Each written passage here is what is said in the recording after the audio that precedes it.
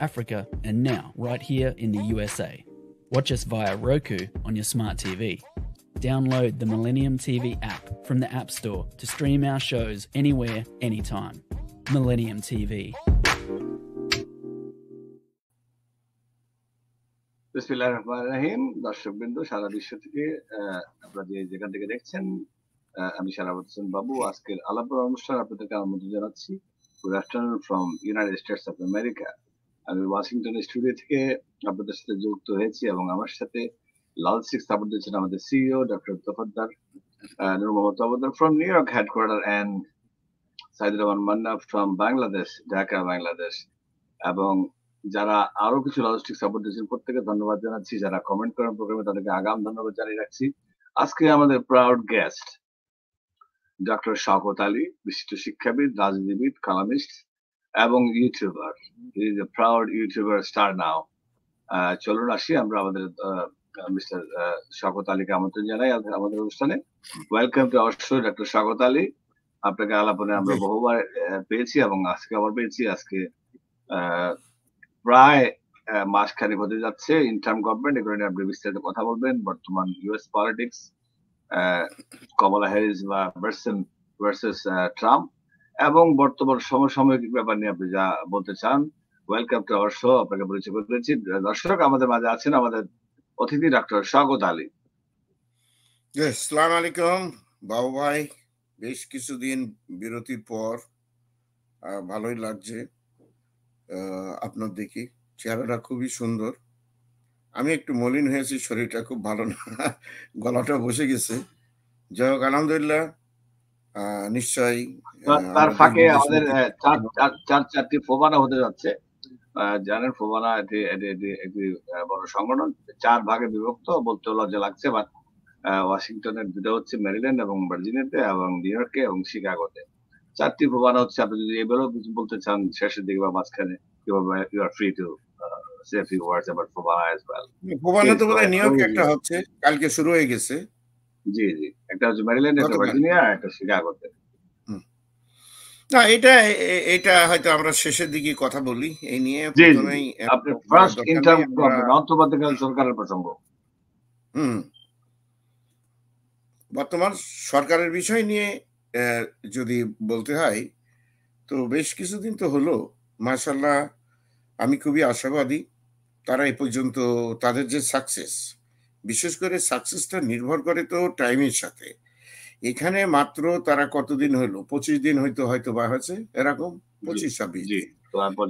তো এর ভিতরে তারা যে স্টেবিলিটিটা নিয়ে আসছে, যে একটা দুঃসহ অবস্থা ছিল, হত্যা, খুন, ধর্ষণ, রাস্তাঘাট চারিদিকে চুরমার, অর্থ পাচার, লন্ড্রি, এই মানি লন্ডারিং থেকে শুরু করে সবকিছু হয়েছিল।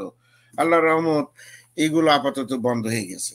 এটা তাদের একটা বড়। আপনি আরেকটু সামনে চলে আসেন, আপনাকে একদম আদা দেখা যাচ্ছে। আরেকটু ঠিক আছে। তো সেদিক দিয়ে আমি মনে করি এই সরকারের সাফল্য। দেখেন, আমি একটা জিনিস মনে করি একজন অর্থনীতির ছাত্র হিসেবে বা শিক্ষক হিসেবে বলতে চাই, সেটা হচ্ছে যে তারা যদি মনে করেন 25 দিন ক্ষমতায় আসছে, তো এই 25 দিনের সাফল্যটা হলো, সব থেকে বড় সাফল্য হলো যে এই 25 দিন থাকাতে 25তম দিন প্র্যাকটিক্যালি থাকাতে হবে কি, যে আপনার এই 25,000 কোটি টাকা আপনি সেভ করেছেন। তার কারণ এই টাকাটা বিদেশে পাচার হয়নি। হাসিনা তো প্রত্যেক দিন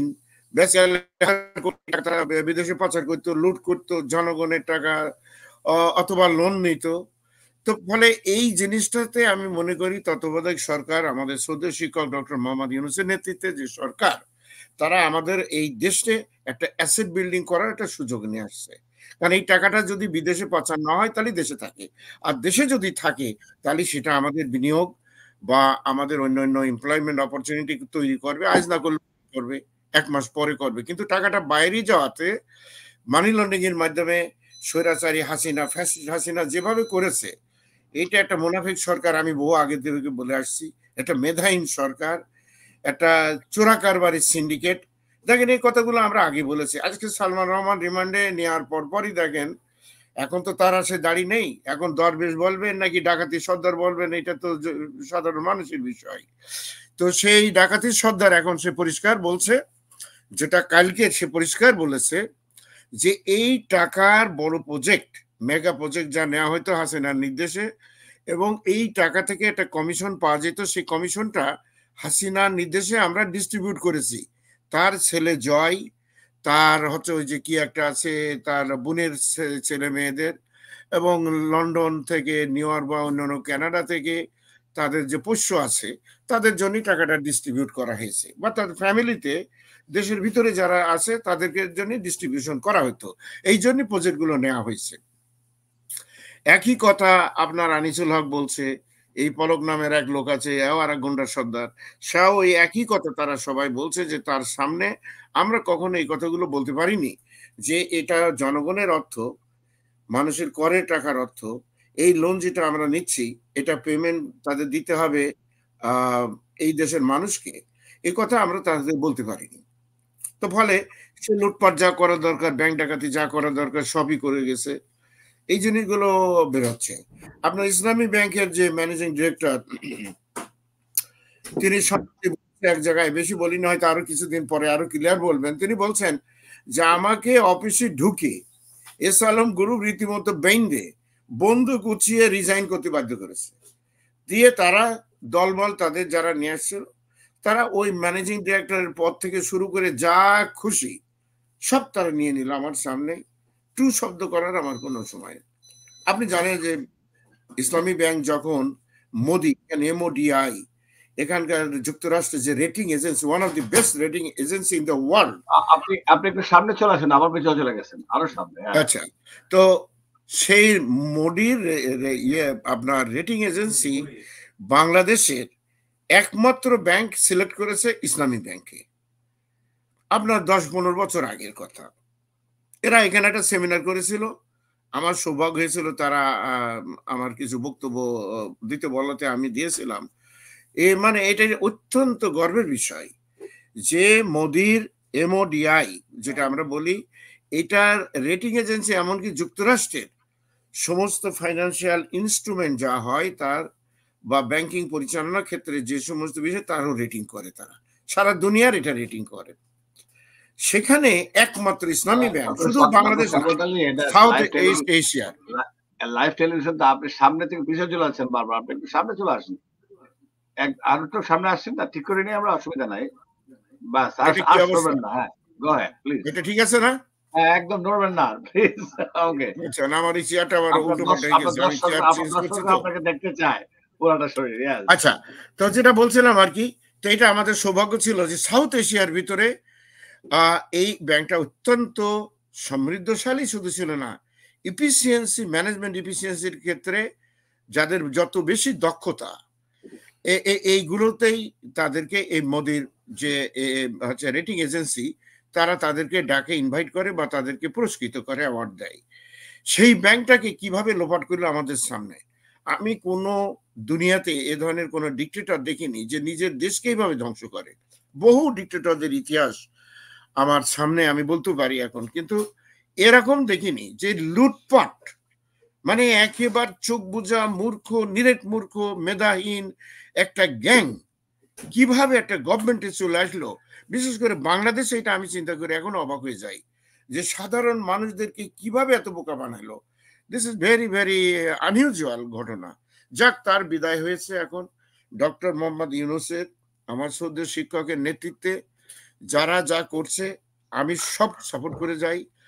আরো সময় আসলে তাদের সময় দিতে পারলে তারা আরো ভালো কাজ করবে। আপনি 20-22 দিনের ভিতরে সবকিছু আপনি জাজমেন্ট করতে পারেন না। 15 বছর থেকে যে অন্যায় অত্যাচার সমস্ত ক্ষেত্রে আপনি বিচার প্রক্রিয়া, আইন প্রণয়ন বা পার্লামেন্টের কথাই যদি বলেন, অ্যাডমিনিস্ট্রেশনের কথা যেটা বলেন, ফরেন পলিসি থেকে যা বলেন, আপনি কোন দিকে যাবেন, একটা মুনাফিক আমাদেরকে ডুবিয়ে দেখে গেছে। সেখান থেকে ডক্টর মোহাম্মদ ইউনূসের নেতৃত্বে যে তত্ত্বাবধায়ক সরকার, আমি 100% সাপোর্ট করি। সাপোর্টের মূল কারণ আমি বলেছি যে এই যে 20-25 হাজার কোটি টাকা পাচার হইতো, তার থেকে আমরা রেহাই পেয়েছি। ইনশাল্লাহ এই সরকার উত্তরোত্তর আরো ভালো করবে আমরা কামনা করছি, এবং তার সব দিকে সেই লক্ষণগুলো আমরা দেখছি। Thank you. আপনার চমৎকার কিছু উপস্থাপন করলেন তত্ত্বাবধায়ক সরকারের প্রেক্ষাপট দিয়ে। But mister Ali, I am asking you যে জরুরি ভিত্তিতে কি কি করণীয় আছে বা এই অন্তর্বর্তীকালীন সরকারের যে অনেকেই যেন মনে করেন অনেক টক শো বলেন, ইউটিউবার বলেন, বিভিন্ন মিডিয়াতে বিভিন্ন ক্লিপ দেখছি আমরা ফেসবুকে যে আমি জানি অতিরিক্ত ভাবে মানুষ বিরোধিতা করা শুরু করে। ইটস নট ইভেন মান্থ, উনি ক্ষমতা নিয়েছেন 8ই অগস্ট। জুলাই মাসের সেপ্টেম্বরের 7 তারিখে 1 মাস পূর্তি হবে। 1 মাসে তো একটা বাচ্চাও ঠিক মতো তাকাতে পারে না। এখন এই যে বিভিন্ন দলীয় ভাবে বলেন, নির্দলীয় বলেন বা আওয়ামী যে সরকারের সব টপ টু বটম পালিয়ে গেছে, তাদের দোসররা তো বিভিন্ন জায়গায় অবস্থান করছেন, তারা হয়তো এগুলো কিছু করছেন। মাঝখানে আনসারের একটা বিদ্রোহ হলো, রিক্সাওয়ালাদের বিদ্রোহ দেখা গেল, এবং এই সরকারকে ফেল করানোর জন্য অনেক আল্লাহ নাও করুক অনেক রকমের কোশ্চেন মানুষ করছে। ওনারা ফেল করবেন ইনশাল্লাহ, শক্তভাবে বসছেন ওনারা। কিন্তু রিফর্ম করতে গেলে জরুরি ভিত্তিতে কোন কোন জায়গাগুলোতে আপনি একটা অর্থনীতিবিদ, আপনি একটা শিক্ষাবিদ, কোন জায়গাগুলা মিডিয়া, কিন্তু মিডিয়া ওয়ার্কস, এই যে সোশ্যাল মিডিয়া কথা বলছেন, ইট টাচ মিলিয়ন্স সামটাইম। আপনি কোন জায়গাগুলোতে বর্তমান অন্তর্বর্তীকালীন সরকার বা ইন্টার সরকার কোন জায়গাগুলো পদক্ষেপ নিলে ফ্রি অ্যান্ড ফেয়ার ইলেকশন দিয়ে এগোবে, প্লাস দেশের যে যা চলতেছে দখল, চাঁদাবাজি, বিভিন্ন দল বলছে চাঁদাবাজি করলে বহিষ্কার করবো, কিন্তু ওরকম কোনো অ্যাকশন দেখা যাচ্ছে না। বিএনপি সহ অনেক দল আছে বাংলাদেশে, প্রত্যেকে দেখা করছেন পর্যায়ক্রমে প্রধান উপদেষ্টার সাথে, কিন্তু দুই একজন ছাড়া, দুই একটা যে ঘটনা ঘটছে না তা না, ঢালাও ভাবে কোন রকম বিচার হচ্ছে না, দখলই শুরু হয়ে গেছে বিভিন্ন জায়গায়। এটাকে কিছুটা হলেও কমেছে বলে মনে হয়, but it need to B stop. এই ব্যাপারে ওনারা কঠোর পদক্ষেপ নেওয়ার মতো আপনার কোনো উপদেশ আছে কিনা, প্লিজ গো হেড। না, এখানে কিছু তো অসুবিধা থাকবেই। 15 বছরের জঞ্জাল, এটা পরিষ্কার করা বড় কঠিন। আমি শুনেছি যে কিছু কিছু জায়গা দখল করেছে, বিএনপির নাম দেওয়া হয়েছে, যেটা বিএনপির সেন্ট্রাল কমিটি তারা বলেছে যে এরা বিএনপির কেউ না, অনেককে তারা বহিষ্কারও করেছে। বহিষ্কার করা এটা খুব ভালো জিনিস।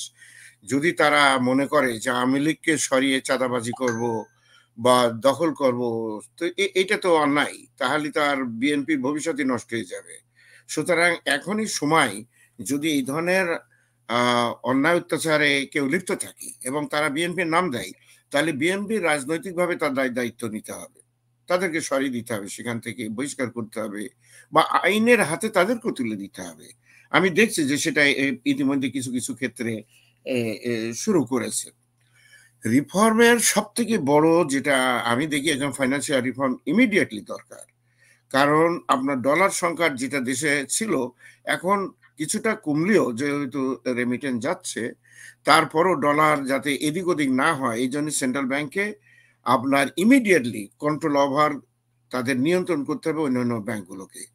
তারপরে যতগুলো ব্যাংক যা তৈরি হয়ে গেছে আওয়ামী লীগের রাজনৈতিক কারণে, যার সাথে অর্থনীতির কোনো সম্পর্ক নেই, ইমিডিয়েটলি এগুলো ব্যান করে দিতে হবে রাইট নাও। এটা কেন হচ্ছে না আমি জানি না। সেন্ট্রাল ব্যাংকের মাধ্যমে আপনার যে ফরেন কারেন্সি আছে, যে টাকাটা যাচ্ছে, সেটা তাদের কন্ট্রোল ওভার করতে হবে, কমপ্লিট কন্ট্রোল, বা রেশনিং তাদের নিতে হবে। তা না হলে যেভাবে এই বর্তমান সরকার, আমি সেদিন দেখলাম যে আপনার এসানো গ্রুপের 14টা গাড়ি, মানে ওই গাড়িগুলোর নাম বলে গেছি কি, নাকি অত্যন্ত বিলাসবহুল গাড়ি, চিটাগাংয়ের কিছু লোক যাদেরকে বলা হয়েছে বিএনপি। শোনেন, আমরা বিএনপিকে কিন্তু ঢালাভাবে দোষ দিতে পারি না। এই এক শ্রেণীর লোক আছে খালি দোষই দিয়ে যায়, হয়তো দেখা গেল সে মাত্র 2 সপ্তাহ আগে বিএনপিতে যোগ দিয়েছে, আমি জানি না। তো সেখানে বলা হচ্ছে যে একজন বিএনপির নেতার নির্দেশে এই 16টা গাড়ি এখান থেকে সরিয়ে নেওয়া হয়েছে, খুবই এক্সপেন্সিভ গাড়িগুলো। তো তাহলে তাকে ধরে ব্যবস্থা নিতে হবে।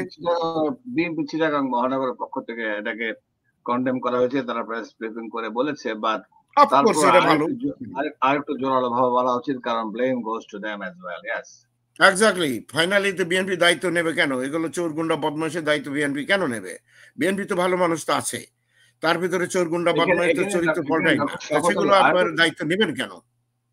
ডক্টর সাহেব, এখানে আরেকটা জিনিস হচ্ছে যে, মনে করেন একটা এক্সাম্পল দিচ্ছি, আমি নিজেই, আমার একটা বড় রেস্টুরেন্ট ছিল বাংলাদেশের মতিঝিলে, আছে এখনো, সেটা দখলই হয়ে পুলিশ পাহারায় ছিল। এখন যেহেতু পুলিশ বাংলাদেশে সব চলে গেছে, এখন যদি আমি একটা এক্সাম্পল দিচ্ছি আপনাকে, আমার 2টা বড় বড় প্রতিষ্ঠান, ছোট একটা বড় একটা, তো পুলিশ পাহারা নাই, সব পালিয়ে গেছে। এখন যদি আমার ভাইরা বা আমার এফসিসিরা বা আমি গিয়ে এগুলো যদি দখলই নেই, মানে আমারটা আমি বুঝিয়ে নেই যে এটা চলে গেছে, সেটাকেও দখল বলে দিচ্ছে। এরকম ঘটনা ঘটছে কিন্তু, যে ডক্টর শওকত আলী 16 বছর ধরে এক্সাইলে আছে, তার দখল করা জিনিস আওয়ামী পান্ডারা পালিয়ে যাওয়ার পর, তার শেখ হাসিনা সহ তাদের, এখন ওরা তো এরকম অনেকেই রাইড অফ হয়ে বাংলাদেশে ব্যাক করেছে। আমারও যাওয়ার কথা, আপনারও যাওয়ার কথা, সবার যাওয়ার কথা, কিন্তু আপনি যে যদি আপনার জমি দখল নেন বা অবস্থানে যে আমার বাসায় ফিরে আসছি, সেটাকেও বলা হচ্ছে দখল। এটাও কিন্তু খেয়াল করতে হবে কিন্তু ডক্টর শওকত। না সেটা না রাখেন, সেটা হলো 14-15 বছরে মানুষ হত্যা, খুন, ধর্ষণ, দখল এগুলো হয়েছে। কিন্তু এখন যদি আপনি সেখান থেকে নিয়ে নেন, আপনার ভ্যালিড কাগজপত্র থাকে, তাহলে লোকাল কর্তৃপক্ষ এখনো ফাংশনিং না। আপনাকে বুঝতে হবে একটা প্রশাসনিক সিস্টেমে যাওয়া উচিত। এখানে আপনি পুলিশকে বলবেন, পুলিশ তো নাই। পুলিশ বহু জায়গা আছে, প্রত্যন্ত অঞ্চলে, গ্রামের অঞ্চলে। তাহলে যদি আপনার একটা কোশ্চেন আপনার কাছে, যদি এই প্রপার্টি ব্যাক করতে চায়, তার নিজের প্রপার্টি দখল মুক্ত হয়েছে, তাহলে প্রক্রিয়াটা কি করা উচিত আপনার মতে? যে আইনি ভাবে সরকারের যদি পুলিশে না থাকে, মিলিটারি বা কাকে বলবে, বা কিভাবে সে নেবে এটা বুঝে? না, এখানে আমি যেটা মনে করছি, যদি তারা দখল করে, দখলবাজ যারা, তারা তো অনেকেই পালিয়ে গেছে। আপনি দেখেন এমনকি ইউনিভার্সিটির প্রফেসর পলি দৌড় মারছে, ওর তো আমরা দৌড় মারতে বলিনি, কিন্তু দৌড় মারছে ভয়, কারণ ও জানে যে ওর প্রফেসর যোগ্যতা নেই, ও হাই স্কুলও পড়াতে পারে না, সে ইউনিভার্সিটি ফেলে মারছে দৌড়। অনেক বিচারক চলে গেছে, অনেক লয়ার চলে গেছে, তাই না? আরে বাইতুল মোকাররমের মসজিদের ইমাম সাহেব, সে মারছে দৌড়। আচ্ছা বলেন তো, ইমাম সাহেবকে আমরা বলেছি যে ভাই আমাদের নামাজ পড়ানোর লোক নাই, এই বাংলাদেশ স্বাধীনতার পর দেখা যায় না। কিন্তু আপনি এটা কখনো হয়নি। স্বাধীনতার রাইট, অ্যাবসলিউটলি রাইট।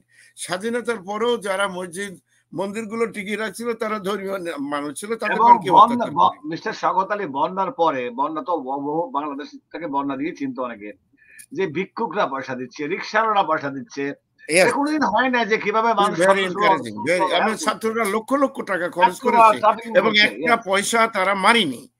হ্যাঁ, এমনকি তাদের গহনা আমি দেখছি, গৃহবধূরা গহনা দিচ্ছে, গোল্ড দিচ্ছে, এইগুলো ডাইরেক্ট তাদের কাছে পৌঁছে দেওয়া হচ্ছে। চুরিদারির বাংলাদেশ থেকে নাই বললেই চলে। যারা করছে তারা ওই রাজনৈতিক কারণে হয়তো দখলদারি করছে। তবে আমি যেটা বলছি, আপনার রেস্টুরেন্টেও যদি আপনি খবর নেন, দেখবেন ওরা ভেঙে দৌড় মারছে, কারণ জানে যেটা আমি দখলদারি সম্পত্তি ছিল, এখানে থাকলে আমার অসুবিধা ছাড়া সুবিধা নাই। আচ্ছা, এখন যদি উদ্ধার করতে চান, তাহলে আপনি আইন বিভাগের সাহায্য যেটুকু আছে, মন্ত্রণালয় তো রয়েছে, আপনি সেখানে আপনার ডকুমেন্ট হাজির করেন, সেখানে জমা দেন, দিয়ে আপনি হয়তো বা তারা যদি বলে যে এটা এখন আপনারই সম্পদ, আপনি নিয়ে নেন। আমার মনে হয় না এটাতে খুব বেশি ঝামেলা হবে, সেখানে এটা করা যায়। তো দ্বিতীয় কথা হলো যে এখন যাতে চাঁদাবাজি, আমি শুনলাম চাঁদাবাজি শুরু হয়ে গেছে বিভিন্ন জায়গায়। আপনি দেখেন ঢাকা শহরের জিনিসপত্রের দাম মাঝে হঠাৎ কমে গিয়েছিল, কারণ চাঁদাবাজরা কেউ ছিল না রাস্তায়, ছাত্ররা ছিল। তো এখন আবার নাকি শুরু হয়ে গেছে, কেউ কেউ বলছে এটা বিএনপির। এখন বিএনপি না করলেও বিএনপির দোষ হচ্ছে। তাহলে বিএনপি যে বড় একটা দল, তাদের উচিত হবে এটাকে তদন্ত করা এবং এটা বিচার বিবেচনা করা যে তারা এরা কারা, যাতে এটা না হয় সেই ব্যবস্থা দিতে হবে। কারণ বিএনপি তো জনগণের দল, তাই না? তো তাদের এটা করতে হবে। যদি না করে, তাহলে একই ভাগ্যে তাদের বরণ করতে হবে যেটা আওয়ামী লীগ করেছে, যে গ্রামগঞ্জে তৃণমূল পর্যায়ে যদি অন্যায়, অত্যাচার, খুন, হত্যা, ধর্ষণ এইগুলো করে, তাহলে তাদের। সুতরাং এটা পলিটিক্যাল, যারা পলিটিক্সের সাথে জড়িত আছে, তাদেরও কিন্তু এটা শিক্ষণীয় মুহূর্ত। কিন্তু তাদের জানতে হবে যে মানুষ আর আগের সেই যে ব্যবস্থা ছিল, সেই ধরনের ব্যবস্থার টিকিয়ে রাখার পক্ষে কেউ নাই। সংস্কারের বিষয় যেটা আপনি বলছেন, তো অর্থনৈতিক সংস্কারের কথা আমি বললাম যে ইমিডিয়েটলি এখন তো প্রায় 100-125 টাকা হয়েছে পার ডলার। তো এইটা যাতে না বাড়ে, তার জন্য গভর্নমেন্ট একটা রেট করেছে, আমি যতদূর শুনেছি যে সম্ভবত 120 টাকা করা হয়েছে, এর উপরে কেউ দিবে না। তো এটা ভালো কথা। ইন দি মেন টাইম আপনার রেমিটেন্স যদি বেড়ে যায়, ইনশাল্লাহ মানুষ টাকা পাঠাচ্ছে যা এতদিন বন্ধ ছিল, তো তাহলে দেখা যাবে ভ্যালু অফ দি ডলার আস্তে আস্তে কমবে।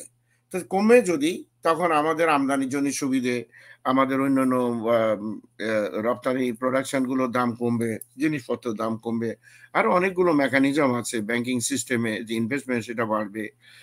ইকোনমিতে একটা স্টেবিলিটি অফকোর্স আছে, ব্যাংকিং যে ব্যবস্থাটা সুন্দর হবে, সেটা একটা ব্যাটার। আর আমি যেটা বললাম, যেগুলো মিসম্যানেজ হয়েছে, দখল করে ফেলছে, সেগুলো তো সেখানে যে পরীক্ষা নিরীক্ষা করে দেখতে হবে যে টাকা কারা নিয়েছে, তাদের সম্পদ বিক্রি করে হলেও, অ্যাসেট প্রপার্টি বিক্রি করে হলেও সেটা নিতে হবে। কিন্তু আপনি দেখেন, আপনি এসআলম গ্রুপের এত কথা বললেন, অথচ 15টা-16টা গাড়ি বিক্রি করলে অনেক টাকা পেতো, কয়েক কোটি টাকা পাওয়া যেত। এই গাড়িগুলো সরিয়ে নিচ্ছে, সে জানে এটা বিক্রি হবে, এই সরানোর পিছনে যে জড়িত সে সমান অপরাধী, তাই না? তাহলে তার ব্যবস্থা নিতে হবে। আই ডোন্ট কেয়ার যে সে কি বিএনপি করে, জামাত করে, কি আওয়ামী লীগ করে, ইট ডাজ নট ম্যাটার, তাকে সাথে সাথে ধরতে হবে। খালি একটু ঘোষণা দিলেন যে বহিষ্কার করা হয়েছে, এইসব বহিষ্কার মানুষ মানে না। কারণ আপনার এই ব্যাংকের টাকা যদি লক্ষ লক্ষ কোটি কোটি টাকা জনগণ পায় তাদের কাছে, সেটা তার অ্যাসেট নিয়ম আছে সব জায়গায়, ইনক্লুডিং ইউনাইটেড স্টেটস, যে পাওনাদারের টাকাটা তাদের অ্যাসেট প্রপার্টি বিক্রি করে সেটা দিয়ে দিতে হয়, প্রায়োরিটি, তাদেরই প্রায়োরিটি। সুতরাং এই ব্যাংকিং সিস্টেমগুলো একটা দরকার। সেনাবাহিনীর কথা আসেন, সেনাবাহিনীতে হাসিনা যেভাবে রেখে গেছে, ধরেন 1 থেকে 250 পর্যন্ত হাই র্যাঙ্কিং অফিসার, আপনার ধরেন 100,000-এর বেশি আমাদের আর্মি, তো তার ভিতরে যে ধরনের র্যাঙ্কিং সিস্টেম আছে, সেখানে অধিকাংশ জায়গায় প্রমোশন দেওয়া হয়েছে পার্টি লয়ালিটি, আপনার ইয়ের জন্য, লয়ালিটির উপরে নির্ভর করে। যে যত লয়াল, তার তত প্রমোশন, তার সুযোগ সুবিধা, তার বেতন সব পাওয়া হয়েছে। তাহলে আর্মির ভিতরে একটা তদন্ত কমিশন গঠন করা উচিত, যে তারা কিভাবে এটা ফাংশনিং হচ্ছে এখন ইমিডিয়েটলি, এটা দেরি করা উচিত হবে না। তো এ ব্যাপারে তত্ত্বাবধায়ক সরকার তাদের উচিত হবে সেটা। বিচার বিভাগে আসেন, আপনি কোন ক্ষেত্রে যেখানে হাত দিবেন সেখানে আপনার ভাড়াচড়া বেঁধে গেছে, যেটা ডক্টর ইউনূসের কথা, যে লটের বটর, সব জায়গায় লটের বটর। বাঘের বাচ্চা আমাদের ডাক্তার স্বাগত আলী, বাঘের বাচ্চায় লটের বটরটা আমরা আসছি, আপনার বক্তব্য শেষ করছি। মাঝখানে আমরা আমাদের মেরিল্যান্ড ফোবানার প্রধান অতিথি ডক্টর হাসনাত এম হুসাইন, উনি সংযুক্ত হয়েছেন, আপনার very close person. We did program in Qatar. ওনার লটের বটর তো আমরা শুনতে চাই, উনি কি লটের বটর দেখতে চাই। উনি তো আজকে কালো চশমা পরে আসছে ভাই, কি যে লটের বটর করতে আসছে আল্লাহ জানে। কালো চশমা, আমারটা কি লাগাবো? ডক্টর স্বাগত আলী, উনি কালকে ফোবানার উদ্বোধনী অনুষ্ঠানে মেরিল্যান্ডে তত্ত্বাবধায়ক সরকারের পক্ষে যে কথা বলেছেন, ওনাকে একটা থ্যাংক ইউ দেন আপনি।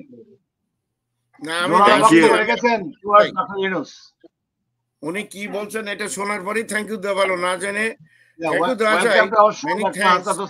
আমরা তো সবাই তত্ত্বাবধায়ক সরকারকে সাপোর্ট করছি। আপনার কাছে আসছি ডাক্তার হাসান হোসেন, ডক্টর শওকত আলী লটার বটন নিয়ে বলছিল কি জানি, সেটা শেষ করে লটার বটন দেখেন। এডুকেশনের বিষয়েও স্যারের এই শব্দটা আমার খুব পছন্দ হয়েছে, যে লটার বটন হয়েছে, আমরা ব্যবহার করি এই ধরনের কথা। আপনি এডুকেশনে চলে আসেন, আরে ভাই কি সিলেবাস গুলো আছে এটা আপনি সংস্কার করবেন না? কি পড়াচ্ছে কি, হ্যাঁ, কিভাবে রুটি ভাজতে হয়, কিভাবে বিছানা তৈরি করতে হবে, ঘুমোতে হবে কোন স্টাইলি, এইগুলো দীপুমণি শিক্ষামন্ত্রী থেকে চালু করে। যার আর একটা কে ছিল যে মুসলমান ধর্মেই বিশ্বাস করে না, এই লোকটার নাম আমি ভুলে গেলাম, তো সেই জিনিসগুলো তৈরি করে গেছে, সেটা দেখতে হবে। ইউনিভার্সিটি সিলেবাস গুলো দেখতে, অফকোর্স দেখতে হবে যে তারা কি পড়াচ্ছে, সেখানে যে সেটা মানসই হচ্ছে কিনা। কারণ আমরা জানি যে ইউনিভার্সিটি যেসব টিচারদের হায়ার করা হয়েছে, এখন বেরোচ্ছে এরা হাই স্কুলে পড়ানোর মতো উপযুক্ত না, তাদেরকে দেওয়া হয়েছে ডিন বানানো হয়েছে, প্রক্টর, প্রোভাইস চ্যান্সেলর বানানো হয়েছে। তাহলে ইমিডিয়েটলি এটাকে রিফর্ম করার জন্য তত্ত্বাবধায়ক সরকারের উচিত হবে যে একটা কমিটি গঠন করা প্রত্যেকটা ক্ষেত্রে। এর ভিতরে আপনার প্রখ্যাত শিক্ষাবিদ থাকতে পারে দেশে বিদেশের, তারা থাকতে পারে, ছাত্রদেরকে নিতে হবে, ছাত্র প্রতিনিধি যারা আছে তাদেরকেও নিতে হবে ইমিডিয়েটলি, আর দেরি করার কোনো সুযোগ নাই। তা না হলে মিলিটারির ব্যাপারেও আমি এক কথা বলেছি, আমাদের দেশে খুব ভালো ভালো আর্মি অফিসার রয়েছে, সিনিয়র আর্মি অফিসার। যে আর্মি হয় সে কিন্তু সারা জীবনই আর্মি, আর্মি থেকে রিটায়ার্ড হলেও ওখানে লেখা আছে if it is necessary you have to come back. স্বাগত আলী, আমার এক সেকেন্ড সময় দিবেন, আমরা ছোট্ট একটা বিরতিতে যাব। বিরতি থেকে এসে আপনার হয়ে আমরা ডাক্তার হাসনাত হোসেনের কাছে যাবো। আমরা আজকে প্রোগ্রামটি 45 মিনিট করে নিয়েছি 11টা থেকে, কারণ আপনারা দুজনে ব্যস্ত। You guys are talking everywhere, whole over the world, আপনারা কথা বলছেন। 15 মিনিট কমিয়ে ফেলেছি, আমি একটা ছোট্ট বিরতি যাচ্ছি, এসে আমরা আপনাদের সাথে আবারও যুক্ত হচ্ছি। দর্শক আমাদের সাথে থাকুন।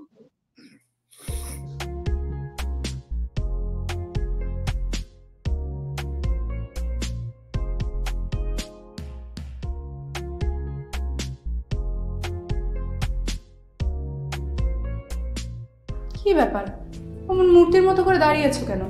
পাগল হয়ে গেলে নাকি? প্র্যাকটিস করছি। কি প্র্যাকটিস করছো? কেন লিভিং স্ট্যাচুরে দাঁড়িয়ে কি করে ভিক্ষা করে দেখনি? আমার ট্যাক্স নিয়ে ঝামেলা চলছে, ল্যান্ড প্রপার্টি নিয়ে ঝামেলা চলছে।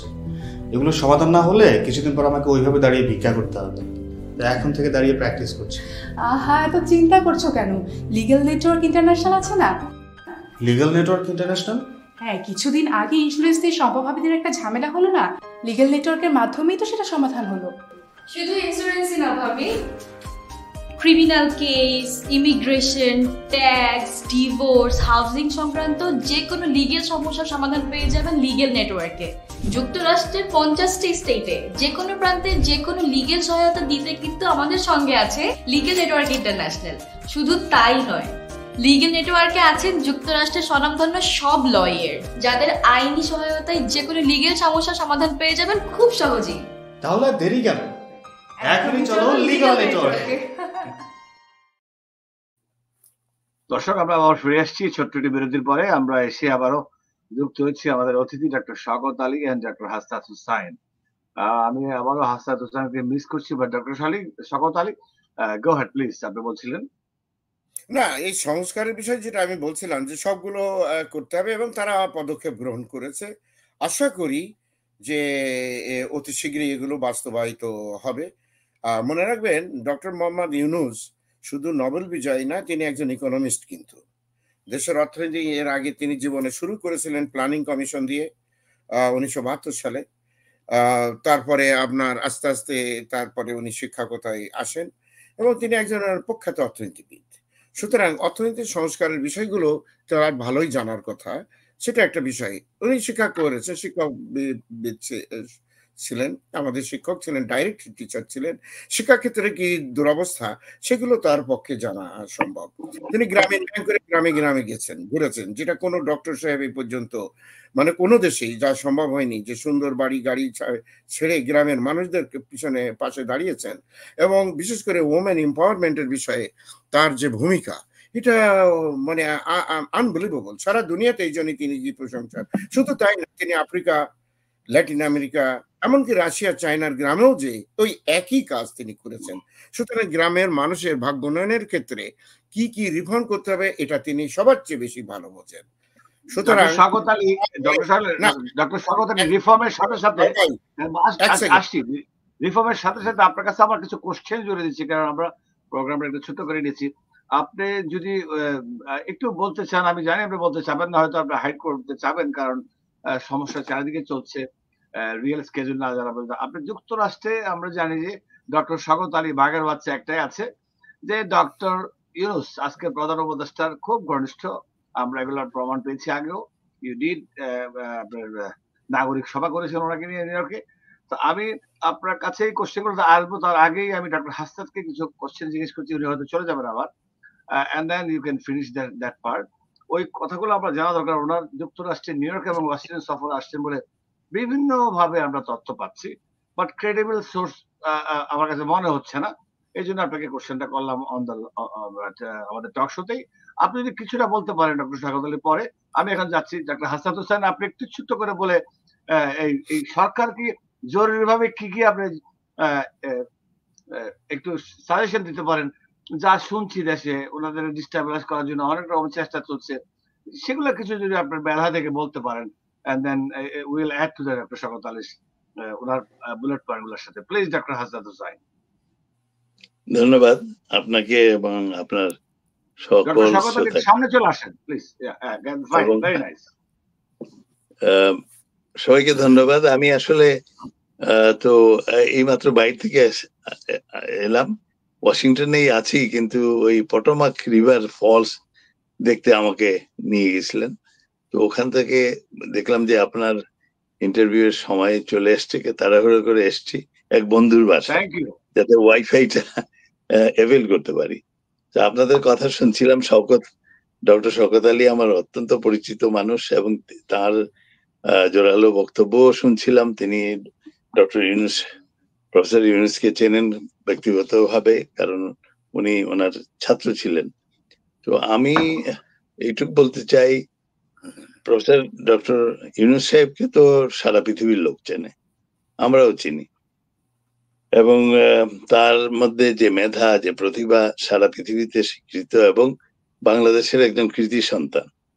আজকে 5ই অগস্টে আমাদের কোমলমতি বাচ্চাগুলো আমাদের সামনে নতুন দিগন্তের সূচনা করেছে। এটা অকল্পনীয়। আমরা যেখানে ভাবছিলাম যে এই স্বৈরাচারী সরকারকে সরাবে কে, সে প্রত্যেকটা দেশের প্রত্যেকটা প্রতিষ্ঠান, আপনারা শিক্ষা ব্যবস্থা নিয়ে কথা বলছেন, সে ব্যাপারে তো নিশ্চয়ই বলবো। আমি ঢাকা ইউনিভার্সিটি টিচার ছিলাম, হাউস টিচার ছিলাম, লেকচারার ছিলাম, অ্যাসিস্ট্যান্ট প্রফেসর ছিলাম, অ্যাসিস্ট্যান্ট প্রফেসর ছিলাম। কাজেই আমার তো হৃদয় ক্ষরণ হতো যখন দেখতাম শিক্ষানীতিটাকে, শিক্ষা ব্যবস্থাকে গুড়িয়ে দেওয়া হয়েছে। তারপরে স্বাস্থ্যনীতি বলতে কিচ্ছু নাই। আমাদের দেশে জুডিশিয়ারি ধ্বংস করে দেওয়া হয়েছে, পুলিশ ফোর্সকে তামাশার ফোর্স বানিয়ে দিয়েছে, আনসার বাহিনীকে গুন্ডা, তাদের দলীয় গুন্ডাদের দিয়ে ভর্তি করেছে। সামরিক যে আমাদের একটা শৌর্য বীর্যের জায়গা ছিল, এটা নিয়ে আমরা গর্ব করতাম, সেটাকেও ধ্বংস করে দিয়েছে। তো এই ধ্বংসাবস্থা থেকে আবার কিভাবে নতুন জায়গায় পৌঁছতে পারবো। 71-এ মুক্তিযুদ্ধে আমরা গিয়েছিলাম, তখন আমাদের তারুণ্য ছিল, আমি তখন ইয়াং লেকচারার। কাজেই আমাদের যে স্বপ্ন ছিল সেটা ভেঙে ছাড়খাড় করিয়ে দিয়েছে এই হাসিনা সরকার। 15 বছর নির্বাচনের নামে প্রহসন করে সব জায়গাতে দলীয়করণ, আত্মীয়করণ, স্বজনপ্রীতি ইত্যাদি করেছেন। এখন শিক্ষা ব্যবস্থার কথা বলতে যাওয়ার আগে আপনি জিজ্ঞেস করেছেন যে এই ইন্টারিম গভর্নমেন্ট, তার কাছ থেকে আমাদের প্রত্যাশা কি।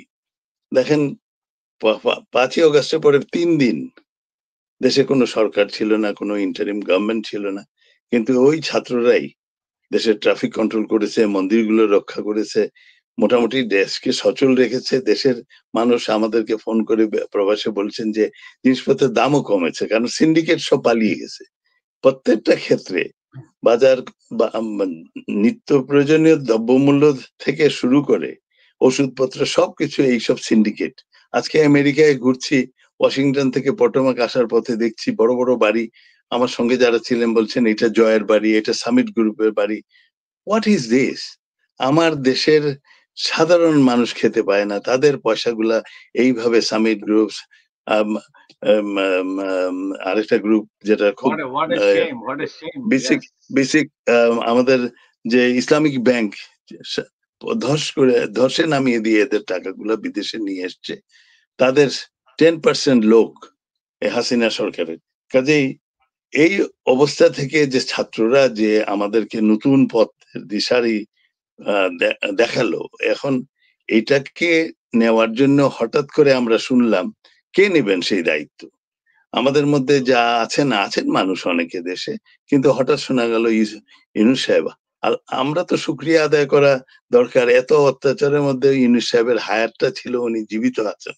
কাজেই উনি যখন ছাত্রদের ডাকে সাড়া দিয়েছেন, আমাদের, আপনি বলেছেন কিনা জানি না, আমরা তো 1,60,00,000 16 মিলিয়ন প্রবাসী বাইরে আছি, এবং আমাদের উপার্জনের পয়সা দিয়ে বাংলাদেশ এখনো শ্রীলঙ্কা হয়নি। এটা হাসিনা সরকারের সৌভাগ্য, সেই সব ডলার তারা তসরুপ করে বিদেশে এইসব বৈভব গড়ে তুলেছে। এগুলো অবশ্যই ফেরত আনা হবে, কারণ ওয়ার্ল্ড জেনে গেছে। তো আমি যেটা ইউনূস সাহেবের চলে যাচ্ছিলাম, যে 8 তারিখ ইউনূস সাহেব যখন ছাত্রদের ডাকে সাড়া দিলেন, এটা আমাদের কাছে একদম সাংঘাতিক। It's something from heaven. মনে হচ্ছে স্বর্গ থেকে কোনো একটা জিনিস আমাদের দেশের মানুষের প্রতি আল্লাহ দয়া করেছেন, এবং যার ফলে উনি 8 তারিখ নিলেন। দেখেন, 9 তারিখে আই ওয়াজ ইন টরন্টোর সুধী সমাজ দেখছি, তাদের যে আমাদের যেমন লন্ডনে ব্রিক লেন, আপনাদের এখানে ব্রুকলেন বা জ্যাকসন হাইট, ওখানে টরন্টোতে যেখানে বাঙালির সমাবেশ বেশি, সেইখানে দেখলাম সুধী সমাজ মিটিং করছেন, ইউনূস সাহেবকে অভিবাদন জানাচ্ছেন যে তিনি এই দায়িত্ব নিতে রাজি হয়েছেন। এবং আমাদের যে হাজার হাজার ছাত্র মারা গেছে, তাদের তৎকালীন সময়ে 9 তারিখে তাদের যে লিস্ট পড়ে পড়ে শুনিয়ে তারা কাঁদছিলেন। তো আমি যেটা বলতে চাই, এত কেয়স, ফেরাউনের মতো সারা রন্ধ্রে রন্ধ্রে পচন ধরিয়েছে যেটা, সেটার হাল ধরেছেন ইউনূস সাহেব এবং তার কতিপয় উপদেষ্টা মন্ডলী। আমাদের তো একটু সবর করতে হবে, নাম্বার ওয়ান। নাম্বার টু হচ্ছে, he is the son of the soil. উনি টিচার ছিলেন, উনি এত বড় নোবেল লরেট, উনি অর্থনৈতিক সমাজ ব্যবস্থা ঘুরিয়ে দিয়েছেন তার 3-0 পলিসি দিয়ে পৃথিবীর জন্য। তো বাংলাদেশের জন্য এই যে বাংলাদেশের অর্থনৈতিক সংকট নিয়ে আমরা এখনই চিন্তা ভাবনা করছি, এইটার মর্গ ঘোরাবার একমাত্র নায়ক ইউনূস সাহেব, এবং উনাকে কেউ উপদেশ দিতে হবে না। আমার মনে হয় ওনার সঙ্গে যে, ফর এক্সাম্পল ওয়াহিদুদ্দিন মাহমুদ ইকোনমিক্সের অত্যন্ত ভালো ছাত্র, আমরা তাদের চিনি এবং এরা হাল ধরেছেন। এদেরকে তো একটু সময় দিতে হবে। আপনারা দেখেন 8 তারিখ থেকে 9 তারিখ থেকেই দেখছি পুলিশ আইজি নাই, আইজি কে নিয়োগ দেওয়া, এতগুলো লোককে বছরের পর বছর, 5 বছর নয়, 6 বছর নয়, 15-16 বছর আয়না ঘর বানিয়ে গুম করেছে, তাদেরকে বেল দেওয়া। অন্যায়ের একটা মানুষ এবং একটা 12 জন মানুষের পক্ষে কতখানি সময় দিতে হচ্ছে। তারা শুক্র শনিবারের উইকেন্ড বাতিল করেছে। এর পরেও যারা এইসব জিনিস চলে যে তারা কতখানি করতে পারবেন বা কোন কোন এরিয়া দেখার মতো দিক নির্দেশনা দিতে চান, এরা আসলে ডিসরাপটিভ এলিমেন্ট। কারণ হাসিনা যখন পালিয়ে গেছেন, তার সঙ্গে তার সঙ্গপাঙ্গ অন্তত খুব কম হলে আমরা 17 কোটি মানুষ যদি ধরি, তার মধ্যে 16.5 কোটি মানুষ নতুন স্বাধীনতা পেয়েছে। কিন্তু ওই 50 লক্ষ বা আধা কোটি বিচ্ছু বা স্নেক বা স্লাই ফক্স তো আমাদের মধ্যেই রয়ে গেছে। তার প্রকাশ তো আপনারা দেখছেন যে কদিন পরেই জুডিশিয়ারিতে হাইকোর্টের দেখা গেল একদল কু করার চেষ্টা করছে। ভাগ্য ভালো, কারণ ইউনূস সাহেব ক্ষমতা নিয়েই বলছেন কোন রকম সহিংসতা আমরা চাই না, আমরা দেশে একটা ন্যায় নীতি আইনের সরকার প্রতিষ্ঠিত করার পথ সুগম করার জন্য এসছি। তাহলে এরা যে কু করছে, তখন আমাদেরকে আবার দেখিয়ে দিচ্ছেন যে এই জাজরা, এই সচিবরা গোপনে কু করার চেষ্টা করছে। সেটাও যখন ফেল হলো, প্রথমটা ছিল যে কি ব্যাপার, যে এথনিক মাইনরিটি হিন্দুদের উপর অত্যাচার হচ্ছে কলকাতা থেকে বা ইন্ডিয়া থেকে, এইটা কিন্তু ইন্ডিয়ার সাংবাদিকরাই বলছেন এটা মিথ্যা। আমরাও সেটা প্রোটেস্ট করেছি যে আমাদের বাচ্চাগুলো মন্দির পাহারা দিয়েছে। হাজার হাজার মন্দির আছে বাংলাদেশে, কটা মন্দির পড়েছে? এ তো বাংলাদেশে একটা সুনামি হয়েছে। কত বিপ্লব সম্বন্ধে আপনারা পড়েছেন, আপনারা কি জানেন কিভাবে মানুষ হত্যা হয় একটা বিপ্লবের পরে? বাংলাদেশের মানুষ সহিংসতার পরম পরাকাষ্ঠা দেখিয়েছে। It is an example. সাবাস বাংলাদেশ। সেই জায়গায় যখন গঠিত হলো সরকার, তারা বারবার বলছে এবং ওয়ার্ল্ডের সব লিডাররা ইউনূস সাহেবের এই লিডারশিপে আস্থা এনেছেন। তারা দেখছেন যে এই মানুষটা এবং এই টিমটা একটা দুরূহ কাজ করতে যাচ্ছেন, তাদেরকে সময় দিতে হবে। যারা প্রশ্ন তুলছেন তারা কিন্তু ওই বিচ্ছু, ওই স্লাই ফক্স এর লোক, তারা তো রয়ে গেছে। আধা কোটি মানুষ হলে তো রয়ে গেছে। আপনি বলছেন বিচ্ছু, সাপ ওরা বেরিয়ে গেছে, কিছু কিছু আছে। আবারও বলছেন খুব সুন্দর একটা কথা, যে তাদেরকে সময় দিতে হবে। দেখেন লাস্টলি খুব সংক্ষেপে বলছি, আমি আপনার কাছে আবার আসছি আধা মিনিট। আমি আরেকটা কথা এর না করলে আমরা তো ভুলেই গেছিলাম যে আনসার বাহিনীর নামে অসংখ্য লোককে আনসারের উর্দি পরিয়ে বানানো হয়েছে, তারা আবার সচিবালয় দখল করতে এসছে। একটা সরকার যেখানে সংস্কারের নামে দেশে একটা গণতান্ত্রিক প্রক্রিয়া ফিরে আসুক তার জন্য চেষ্টা করছে এবং সব জায়গায় নজর রাখছে।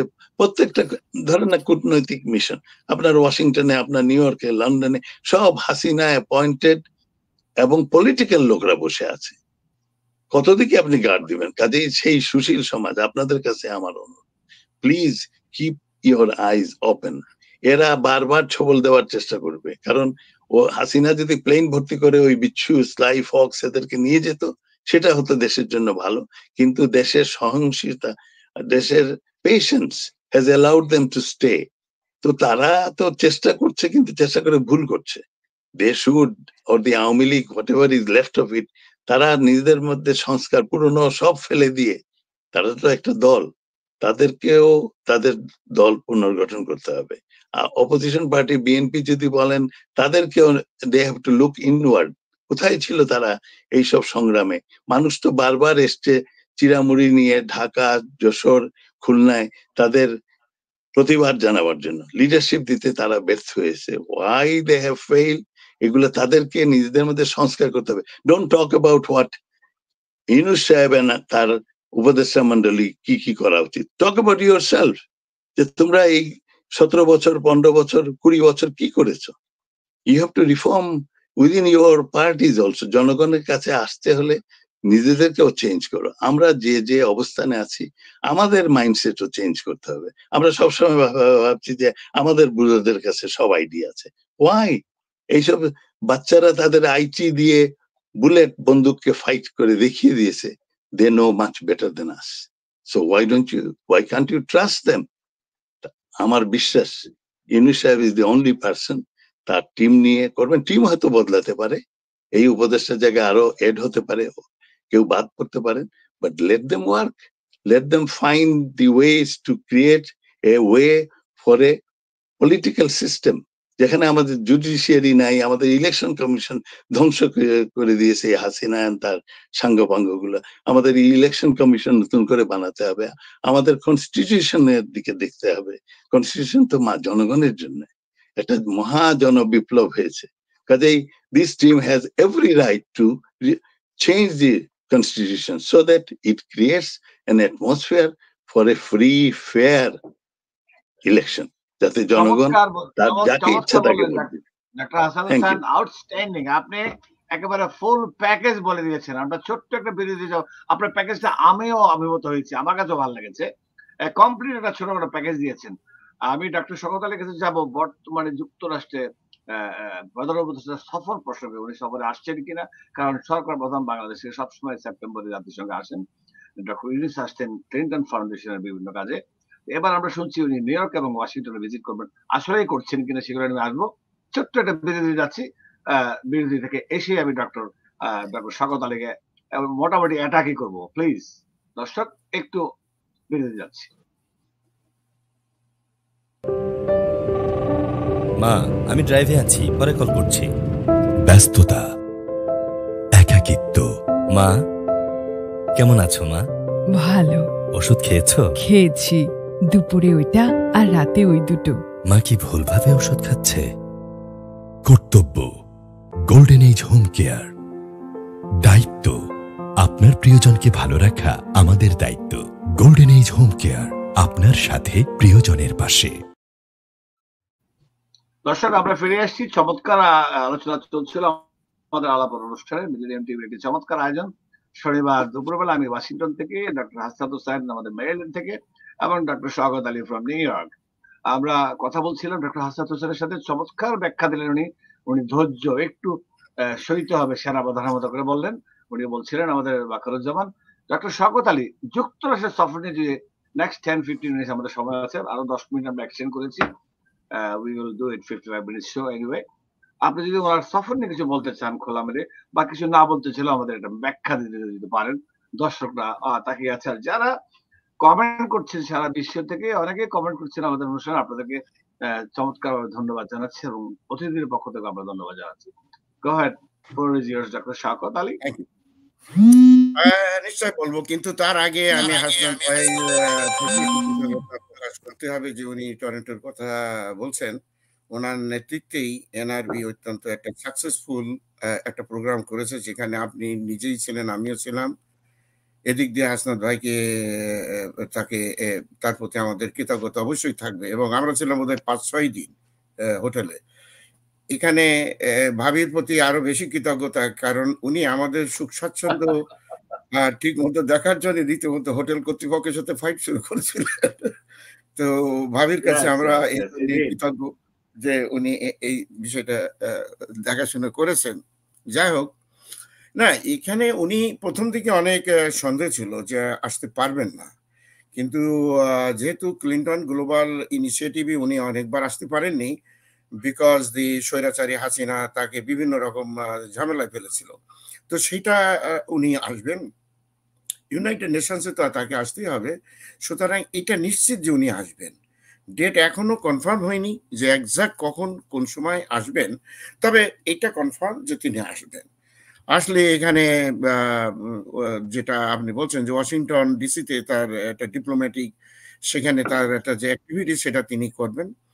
নিউ ইয়র্কে এসে ইউনাইটেড নেশন যেহেতু আছে, নেশনসের বিভিন্ন কমিটি ট্রাস্টি বোর্ডে তিনি সদস্য, সেগুলোতে অংশ নেবেন এবং জেনারেল অ্যাসেম্বলিতে যে চরাচরি যে একটা ভাষণ সেটা দেবেন। আমরা অত্যন্ত আনন্দিত যে স্যার এই আমাদের বিশ্বমুখ, তিনি আমাদের জাতির পক্ষ থেকে বাংলাদেশের মানুষের দুঃখ কষ্টের ইতিহাস তিনি তুলে ধরবেন এবং আমাদের দেশের প্রতি যে কলঙ্ক আরোপ করে গেছে আমাদের মানুষদের চরিত্র নিয়ে সারা দুনিয়াতে, এই ডিক্টেটর শেখ হাসিনার প্রতি যে ভ্রান্ত একটা ধারণা তৈরি হয়েছে, এই পারসেপশনটাকে নষ্ট করার জন্য ডক্টর মোহাম্মদ ইউনূস তার ভাষণে তার এই রিফ্লেকশন থাকবে, বা এখানে একটা যদি সিভিক রিসিপশনের ব্যবস্থা করা হয় লিমিটেড ওয়েতে, তাহলে সেখানেও তিনি তার ব্যাখ্যাটা দিবেন। তো আমরা আশা করছি যে তিনি আসতে পারবেন। বন্যা পরিস্থিতির কিছু অবনতি হয়েছিল মাঝে, এখন দেখা যাচ্ছে আস্তে আস্তে সেই জিনিসটা উন্নতির পর্যায়ে গেছে, মোটামুটি ভালো। তিনি হাজার হাজার কোটি টাকার পুনর্বাসন নোয়াখালী, কুমিল্লা, সিলেট, চিটাগাংয়ের অংশ বিশেষ তিনি অলরেডি বিশাল অ্যামাউন্ট, যেটা কখনো আগে দেওয়া হয়নি। কারণ বন্যা যখন হয় তখন তো একটা অসুবিধা আছে, মানুষের দুর্ভোগ, কিন্তু বন্যা সরে যাওয়ার পরেই পুনর্গঠন, রিকনস্ট্রাকশন, এটা খুবই জরুরি, খুবই ইম্পর্টেন্ট যে মানুষগুলো বেঁচে আছে তাদের ব্যাপারে। এবং আপনি নিজেও ওই অঞ্চলের মানুষ হিসেবে আপনি জানেন যে মাত্র 3 ঘন্টার ভিতরে মানুষ একজন মানে তারা কোনো প্রিপারেশনই নিতে পারেনি, যে পরিমাণ পানি, যে পরিমাণ বাংলাদেশে হয়নি। তবে আল্লাহর ইচ্ছা, আল্লাহর রহমত যে পানি দ্রুত আবার নিচে যাচ্ছে। কয়েকদিন বৃষ্টি হয়েছিল, এখন বৃষ্টিও হচ্ছে না। সুতরাং পরিস্থিতি উন্নতি হলে নিশ্চয়ই স্যার ইউনাইটেড নেশনসে আসবেন, উনি ভাষণ দেবেন এবং ছোটখাটো ভাবে মানে লিমিটেড পর্যায়ে হলেও একটা আমরা গ্যাদারিং হবে, ইন্টেলেকচুয়াল বা মত বিনিময় যেটাই করি, এ ব্যাপারে আমি শিওর। তবে ডেটটা এখনো কনফার্ম হয়নি। আপনি বললেন ওনার সফর মোটামুটি নিশ্চিত হয়ে গেছে এবং ডেটটা পান নাই, কিন্তু যদি ডেট হয়ে যায়, সফর হয়ে যায়, আমি আসছি ডাক্তার আস্তাদ হোসেন, আপনি 2 বার হাত উঠিয়েছেন, I really accept my apology, আপনার কাছে আসছি আমি। আমরা আমাদের সময় আরো 10 মিনিট আছে, আপনাদের 5 মিনিট করে ভাগ করে দিব, অসুবিধা নাই। ইউ বোথ রিয়েলি, আমি নিজেও ফ্যান দুজনের। আপনারা কথা বলেন, যে কথাগুলো সারা বিশ্বের যারা বুদ্ধিজীবীরা, শুধু যারা সাধারণ লোকজন তারাও বোঝে। অনেক সময় ইন্টেলেকচুয়ালদের কথা অনেকে বোঝে না, তাদের ভোকাবুলারি হয় টাফ। আপনারা কিন্তু সাধারণ মানুষের মতো কথা বলেন, দুজনেই শিক্ষক ছিলেন এবং এখনো আপনারা শিক্ষক। তো জুনিয়র সিনিয়র হচ্ছে, বাট আপনাদের দুজনের সাথে প্রোগ্রাম করে আমার কেমিস্ট্রিও ভালো লাগে, যেটা আমি টরন্টোতে পেয়েছি 300। আমি অনুষ্ঠানের শেষের দিকে আপনাদের দুজনে যে কোনো একজন 300 দিয়ে দর্শকদের কিছু বলবেন এট দ্য এন্ডিং এ। আমি যেটা বলছিলাম, ডক্টর শওকত আলী, প্রোগ্রামের আউটলাইন তো আপনাকে আমি দিতে বলবো না এখানে, বাট প্রোগ্রাম হচ্ছে সেটা নিশ্চিত, রাইট? মানে উনি আসছেন, আপনার কমিউনিটি প্রোগ্রামের কথা আমি বলছিলাম, সেটা হয়তো আপনি সময়োপযোগী সময় আপনারা রিলিজ করবেন। ডাক্তার হাসনাত হোসেনকে আমরা দাওয়াত দিয়ে রাখছি, যদি ডাক্তার ইউনূসের আমাদের প্রধান উপদেষ্টার প্রোগ্রাম এখানে হয়, you are invited on behalf of doctor Shawkat Ali. Go ahead please, doctor Hasnat Hossain. আমার একটু সামান্য কথা ছিল, সেই জন্য আমি dare to interrupt doctor Ali. আমার এক নম্বর ধারণা ছিল যে আপনার প্রথম প্রশ্ন ছিল ইউনূস সাহেব বা তার টিম কি করণীয়, ইমিডিয়েট কি করা উচিত। এই প্রসঙ্গে এটার সঙ্গে জড়িত যে ইউনূস সাহেব ইউনাইটেড নেশনসে আসবেন কিনা। এখন আমার মতে দুনিয়া খুব ছোট, ইউনূস সাহেব দেশ থেকেও জুমে এসব বক্তব্য দিতে পারেন। যেমন একটা উদাহরণ আমি টানছি শওকত সাহেবের এবং শ্রোতাদের বোঝার জন্য। আপনারা একটু আগে আমি বলেছিলাম যে প্রত্যেকটা মিশন, প্রত্যেকটা এম্বাসি ওর হাই কমিশন, এগুলোতে আগের অ্যাপয়েন্টেড হাই কমিশনাররা রয়ে গেছে এবং তাদের সাঙ্গপাঙ্গরা, এবং আমলারাই আমাদের আরো বেশি ক্ষতি করেছেন লাস্ট 15 ইয়ার্সে। তাদের নত জানু, এবং তারা ভুলে গেছেন যে তারা পাবলিক সার্ভেন্ট, সরকার আসবে যাবে, তারা জনগণকে সার্ভ করবেন। But they served this autocratic regime for 15 years blindly, জেনে শুনে। এবং এদেরকে চেঞ্জ করার দায়িত্ব যার পড়েছে, তিনি আমার যদ্দূর মনে পড়ে পররাষ্ট্র বিষয়ক উপদেষ্টা তৌহিদ সাহেব। আমি শুনি ইউনূস সাহেব ওখানে একা কাজ করছেন, তৌহিদ সাহেব এখানে আমেরিকাতে কোথাও নিউ ইয়র্ক এবং ওয়াশিংটনে আছেন তার পারিবারিক কারণে। দেশ and nation doesn't want this to happen. ওনার দরকার ইমিডিয়েটলি এসে যেহেতু তিনি পররাষ্ট্র বিষয়ক উপদেষ্টা, বলা যায় পররাষ্ট্রমন্ত্রী, তার প্রথম দায়িত্ব হবে যে মোফা, যেটাকে বলা হয় ফরেন অ্যাফেয়ার্স, যে আমাদের দেশের পররাষ্ট্র মন্ত্রণালয়, তার সচিব বসে আছেন আরেকজন, যিনি ওই ফেসিবাদ সরকার, ওই অটোক্রেটিক রেজিম দ্বারা appointed, and he served the government like that party, as the party wanted, not জনগণের সেবক ছিলেন না। তাকে চেঞ্জ করা দরকার। এটা কে করবে? ওই তৌহিদ সাহেব যে এখন যখন আমেরিকাতে বসে আছেন, আশা করি উনি এর মধ্যে ফিরে গেছেন, বাট মাই ইনফরমেশন ইজ উনার পারিবারিক কারণে উনি আমেরিকাতে বসে আছেন। তার প্রথম দায়িত্ব হলো সচিব চেঞ্জ করা, cabinet secretary for foreign affairs, যোগ্য ব্যক্তি, যেমন ভাইস চ্যান্সেলরদের চেঞ্জ করা হচ্ছে যোগ্য ব্যক্তিদের দ্বারা, তেমনি পররাষ্ট্র বিষয়ক ক্যাবিনেট সেক্রেটারি হবেন সেই রকম একজন এথিক্যাল মানুষ, যিনি জনগণের স্বার্থে পররাষ্ট্র নীতি নির্ধারণ করবেন।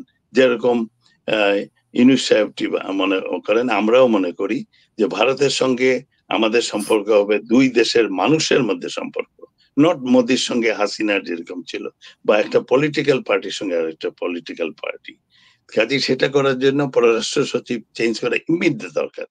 তিনি যখন চেঞ্জ হবেন তখন হি or she will call upon all these high commissioner এমবেসিতে যে স্টাফ, আপনাদের ওয়াশিংটনে যিনি বসে আছেন, বা লন্ডনে যিনি বসে আছেন, বা ফ্রান্সে যিনি বসে আছেন, তাদেরকে ডেকে পাঠাবেন, তাদেরকে রিমান্ডে নিবেন, অথবা তাদেরকে জিজ্ঞাসাবাদ করবেন আমার দেশের এই কোটি কোটি হাজার হাজার টাকা কি করে ওয়াশিংটনে এলো, লন্ডনে এলো, বা অন্য কোথাও গেল, বা সুইস ব্যাংকে গেল। তারপরে এইগুলোকে চেঞ্জ করতে হবে। বুঝতে পারছেন প্রত্যেকটা সেক্টরে কি পরিমাণ কাজ, এবং আপনি তো এটাকে ওয়ান ম্যান শো করে দিলে হবে না, এটা মানুষকে তো 24 ঘন্টা তার হাতে। কাজে এর মধ্যে ইউনাইটেড নেশনসে আসবেন, আমি মনে করি he should address it through zoom. উনি বাংলাদেশেই থাকবেন, এটা হলে ভালো হয় আমাদের জন্য। এবং ইউনূস সাহেবকে রক্ষা করতে হবে from all the internal and external forces, এটা হলো প্রাইম দায়িত্ব। আজকে ইউনূস সাহেব না থাকলে আমাদের মধ্যে তো মারামারি লেগে যাবে, কে তো এই ইন্টারিম গভর্নমেন্টের সর্বপ্রধান হবেন, আমরা সেটা চাই না। He is the son of the soil, he is a teacher, he is A Nobel laureate, পৃথিবীর লোক তাকে শ্রদ্ধা করে। দেখেন চায়না অলরেডি বন্যার কথা ডক্টর আলী বলেছেন, চায়না কত হাজার কোটি টাকা দিয়ে দিয়েছে already. China wants the people of Bangladesh to think যে তারা তাদের বন্ধু। আমরা মনে করি আমাদের অনেক কাজ রয়ে গেছে to tell people of India that তোমাদের এতদিনের মাইন্ডসেট চেঞ্জ করতে হবে। The mindset is gone forever on 5th of August। Bangladesh একটা স্বাধীন সার্বভৌম রাষ্ট্র, যার জন্য 71 সালে আমরা সব মুক্তিযুদ্ধে গিয়েছিলাম। আমরা সেরকম পলিসি চাই। সেই জন্য আমি বলছি ইউনূস সাহেব আসলে ভালো কথা, ডেফিনেটলি নিউ ইয়র্ক, ওয়াশিংটনে আপনারা করবেন, but I believe that he can do it, he can address United Nations বাংলাদেশে বসে জুমের মাধ্যমে উনি এক্সপোজ করতে পারেন। বিদেশের অন্যান্য সরকার তাকে কি চোখে দেখছে কথাবার্তা আদান প্রদান করতে পারেন। কিন্তু এই মুহূর্তে Bangladesh wants this interim government to act day and night, যাতে সংস্কারগুলো আসে। এবং আপনারা সবাই জানেন সংস্কার আমাদের প্রত্যেকটা আঙ্গিকে করতে হবে। এত ভাইস চ্যান্সেলর কোথায় পাবেন? চারিদিকে এমন সব vice chancellor. I am glad that there is a list of vice chancellor. বলা হয়েছে এদেরকে অ্যাপয়েন্টমেন্ট করা হয়েছে, এরা তো একেবারেই ভাইস চ্যান্সেলর হওয়ার যোগ্যতা কোত্থেকে আসলো? এদেরকে একটা ইউনিভার্সিটি ভাইস চ্যান্সেলর। এবং শওকত আলী সাহেব, আমি শেষ মুহূর্তে একটু ধরেছি, আমি যতটুকু জানি উনিও বলছেন প্রো ভিসি তুমি ইচ্ছা করলে বানাই দিচ্ছ, দিস নট দ্য পলিসি। সারা সময় আমাদের ঢাকা ইউনিভার্সিটি ছিল যে একাডেমিক কাউন্সিল উইল ডিসাইড যে প্রো ভিসিও কে হবেন। আমি প্রধানমন্ত্রী বলে আমার ইচ্ছা মতো নোয়াখালী থেকে আর সিলেট থেকে বা আমার পার্টির লোককে এসে বসিয়ে দিলাম টু বি। এই জন্যই তো বলা হচ্ছে শিক্ষক। চারিদিকে ছাত্ররা শিক্ষকদের উপর খেপেছে কেন? গত 15 বছরে প্রত্যেকটা স্কুল, কলেজ, সবখানে নিজেদের লোক বসানো আছে যারা শিক্ষক হওয়ার যোগ্য। শিক্ষকের মতো হতেন,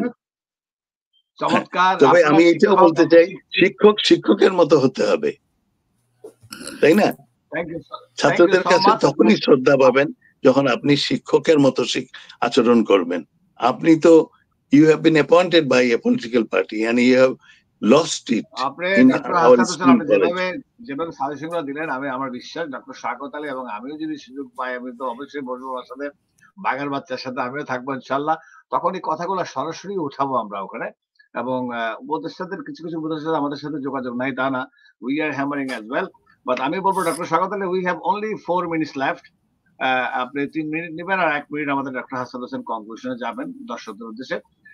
নাও ফ্লোর ইজ ইয়োর্স ডক্টর শাকত আলী। ওনার প্ল্যানটা কি? আপনি যে আসবে, এই যে সাজেশন গুলো উনি দিলেন, এখন থেকেই তো সাজেশন গুলো করা উচিত। পররাষ্ট্র সচিব যুক্তরাষ্ট্রের কোন এক শহরে আছেন পারিবারিক সফরে, কিন্তু উনি হয়তো কাজ করছেন। না, এই শুনেন, এখানে হাসনাত ভাই যে কথা বলেছেন ঠিকই আছে। এখানে পররাষ্ট্র যে ফরেন মিনিস্ট্রি ওবায়দ হোসেন সাহেব, আমি 2-3 বছর আগে তার সাথে একটা টক শোতে ছিলাম, এবং প্রখ্যাত, আপনি চেনেন তাকে, হুমায়ুন কবির ভাই, আমি ছিলাম, আর উনি ছিলেন সম্ভবত যমুনা টিভিতে। Is very nice spoken person, এবং ওনার হাসনাত ভাই একটা ভালো বই বের হয়েছে, যেটা কেউ সাহস করিনি কখনো বলতে। তিনি ভারতের সাথে যে অ্যাগ্রিমেন্ট গুলো কিভাবে হয়েছে এবং এগুলো কি করতে হবে, উনি কিন্তু হাসিনার সময় এই বই পাবলিশ করেছেন, এবং আমি তাকে পছন্দ করি ব্যক্তিগতভাবে। অত্যন্ত সৎ মানুষ তিনি। এত কথা বলার পরেও কিন্তু তাকে হত্যা গুমের ভিতরে নিতে পারিনি। আর স্যার তো আছেনই, সচিব যেগুলো আছে, এখন আপনি নিজেই বলেছেন যে কাকে রিপ্লেস করবেন। মনে করেন কথার কথা হাসনাত ভাই, আপনি যদি রেডি থাকেন তা ভাইস চ্যান্সেলর হওয়া তো আপনার জন্য কোনো বিষয় না। 1, 2, 3 আমরা বলবো যে আপনি সেটা হতে পারবেন। আর আপনি যে কথা বলছেন এটা তো ঠিক, যে আসলে ভালো লোকজন তো আশেপাশে যায়নি 15-20 বছর, বলে দেশেই যায়নি ভাই। তো কেউ কাউকে চেনে না, যে কার কি কন্ট্রিবিউশন, একাডেমিক ব্যাকগ্রাউন্ড, এগুলো জানে না কেউ। সুতরাং লেটস গো। এখন কেউ যদি বলে যে আমার এত টাকা দিতে হবে, যে জন্য আমি টক শোতে অনেকবার বলেছি যে এই দেশটা গড়ার দায়িত্ব কিন্তু ডক্টর ইউনূসের একা না, উনি একা আছেন। তারপরে উপদেষ্টা পরিষদের রিসাফল হতে পারে, এক্সক্লুড হতে পারে। মিলিটারির যে একটা বিষয় আছে, আপনি চিন্তা করতে পারেন যে 1 থেকে 250 অফিসার, হাই র্যাঙ্কিং অফিসার, যাদেরকে তৈরি করা হয়েছে হাসিনা ডবল প্রমোশন দিয়ে, ডবল বেতন দিয়ে, with all the damn facilities, আপনি এদের গায়ে হাত দিয়ে কাকে রিপ্লেসমেন্ট করবেন? একই জিনিস। আমি একটা জিনিস শুধু একটু বলে দিই, শহীদ রাষ্ট্রপতি জিয়া রহমানের সময় একই সমস্যা হয়েছিল। আপনি জানেন 75-এর আগ পর্যন্ত যা ছিল এই সব বাকশাল গভর্নমেন্ট, হ্যাঁ। তো উনি যেটা পলিসি নিয়েছিলেন যে কিছু কিছু লোককে রিকল করেছিলেন, আর বাকি লোকদের সোজা বাংলায় বলতে যে ভালো হয়ে যাও, আমি তোমার 3 মাস সময় দিলাম, ভালো হয়ে যাও। যদি ভালো হও, প্রমাণ ভালো হয়ে যাও। এবং তারা ভালো হয়ে গেছিল। আপনি অবাক হবেন যে সেই পার্টিজান লোকগুলো এত সুন্দর কাজ করেছে পরবর্তীকালে জিয়া রহমানের সময়। সুতরাং এই যে জিনিসগুলো, একটা জিনিস দেখেন হাসনাত ভাই, আমার অঞ্চলে কিন্তু থানাতে পুলিশ নাই, আর্মি নাই, কেউ নাই। আমি জিজ্ঞেস করলাম তোরা বেঁচে আছিস কি করে? আমরা আশা করছি যে তত্ত্বাবধায়ক সরকার, হ্যাঁ হ্যাঁ, যে এরা অন্তত ভালো মানুষ, আমার পর অন্যায় হলে আমি একটা বিচার পাবো, which is very important. They hope for the best. এই জিনিসটা ডক্টর ইউনূস এবং তার যে গভর্নমেন্ট আছে, তারা এই জিনিসটা তৈরি করেছেন, কিন্তু যে আপনার দে হোপ, এ হোপ নেই তো মানুষ বাঁচে। তো সেই জিনিসটা তারা করতে পেরেছে মাত্র অল্প সময়ের ভিতরে। আমি আশা করি যে এটা আরো সুন্দরভাবে তিনি এটা করতে পারবেন। তবে এবং তার পাশে দাঁড়াতে হবে। আমি আর 1 মিনিট নেই, আপনি একটু কনক্লুশন করেন। আমি 1 সেকেন্ড নেই। আমি আরেকটা কথা বলবো, একাডেমিশিয়ান। আরে এই লোকগুলো কি এরা দেখে শুনে করে নাকি? আচ্ছা শোনেন, আমি একটা কথা বলি হাসনাত ভাই, আপনি একটা জিনিস মনে রাখবেন, কিন্তু আপনাকে আমাকে পছন্দ করে না তারা, টেলিফোন ছুটে ফেলে, বাঘের বাচ্চা আমি ফেলে দিচ্ছি ওদিকে। এনিওয়ে শোনেন হাসনাত ভাই, আপনার শিক্ষা আপনার শত্রু, আপনি কি জানেন? আমার শিক্ষা আমাকে শত্রু। আমি যখন আমার অঞ্চলে যাই, আমার কাছে পরিচয় করা হয় উনি অমুক লোক অমুক দলের ছাত্র, আশা করে আমি ডক্টর শওকত আমেরিকা থেকে যে এই লোককে জড়িয়ে ধরে চুমা খাই, কারণ এটা অশিক্ষিত ম্যাট্রিক ফেল একটা লোক, ওই অঞ্চলের প্রভুত্ব সে তাই কামন করেছে। সে কি আপনাকে পছন্দ করবে? সে কি ডক্টর ইউনূসকে পছন্দ করবে? A person with that type of status, ওর জীবন ওর বাপ দাদা 14 পুরুষের কেউ নাই। এটা don't forget, keep in hidden. আপনি একজন পিএইচডি মানে কি, মানেটা কি? PhD মানে সিম্পল ডেফিনেশনটা কি? You have achievement in leadership in education, that is your achievement. আপনার কি পছন্দ করবে? সুতরাং আমাদের এই যে লোকটা আমাদের প্রতিনিধিত্ব করছে, তার পাশে দাঁড়ানো আমাদের একান্ত দায়িত্ব। উনি ঘাট ধরে ঠেলে দিলেও বলবো না আমরা আপনাকে একা ছাড়তে পারি না, because you are my people. এইটাই হলো শাবাশ বাংলাদেশের বাঘের বাচ্চার স্টেটমেন্ট। যারা অশিক্ষিত যে দলেরই হোক যে রাজনীতি তারা করে, আপনি মনে রাখবেন যে তারা কেউ এই হাইলি এডুকেটেড মানুষ উইথ এ গ্রেট অ্যাচিভমেন্ট। দেশে বিদেশে আপনি কত হাজার ছাত্রকে তৈরি করেছেন। আমি গর্বের সাথে বলি যে হাজার হাজার এমবিএ স্টুডেন্ট আমি তৈরি করেছি অল ডিপার্টমেন্টে, অথচ আমি বাংলাদেশে গেলে আই এম নাথিং। কে তৈরি করেছে? এই স্টুপিড ননসেন্স ইলিটারেট যারা এই মানে দেশের ভিতরে এই শিক্ষা ব্যবস্থা নষ্ট করেছে অ্যাক্রস দি বোর্ড। সুতরাং আমাদের উচিত হবে হাইলি এডুকেটেড ডক্টর মোহাম্মদ ইউনূসের পাশে দাঁড়ানো। Thank you. শাবাশ বাংলাদেশ। ডক্টর মাশাআল্লাহ মাশাআল্লাহ। ডক্টর শওকত আলী, আপনি যেভাবে জেগে উঠলেন শেষ 4-5 মিনিট, এটা প্রথম থেকে হলে আরো ভালো হতো, বাট আই লাভড ইট। আপনি যেভাবে বললেন যে হোয়াট ইজ পিএইচডি, এটা কেউ বলে না। 500 টাকায় শুনেন, 500 টাকায় পিএইচডি পাওয়া যায়। পিএইচডি টাই তো বোঝে না অনেকে। Yes. So with that note, doctor Hasan Hossain, আপনারা দুজন উনি বলেছেন থ্যাংক ইউ শাবাশ বাংলাদেশ। ডক্টর শওকত আলী, হাসান ভাই only 1 minute 30-40 সেকেন্ড আপনি দর্শকদের মাঝে কিছু বলবেন। 1 মিনিটই বলবো। একটু দ্বিমত পোষণ করছি উইথ ডিউ রেসপেক্ট। আমি কিন্তু সামান্য লেখাপড়া করেছি, ফিজিক্সের একজন ছাত্র। ওই বলে না সমুদ্র তীরে, সমুদ্র পর্যন্ত পৌঁছাতে পারিনি, বালু গঞ্জি। তাই আমি দেশে যেখানেই গেছি, যে সময় গেছি, আমি মানুষের ভালোবাসা পেয়েছি। আমি সেই জন্য সব শিক্ষকদের বলছি আপনারা ভালো শিক্ষক হন, রোল মডেল হন, মানুষ ভালোবাসবে। তো সেই প্রেক্ষিতে ভালো মানুষের কদর আছে। ইউনূস সাহেব অত্যন্ত ভালো মানুষ।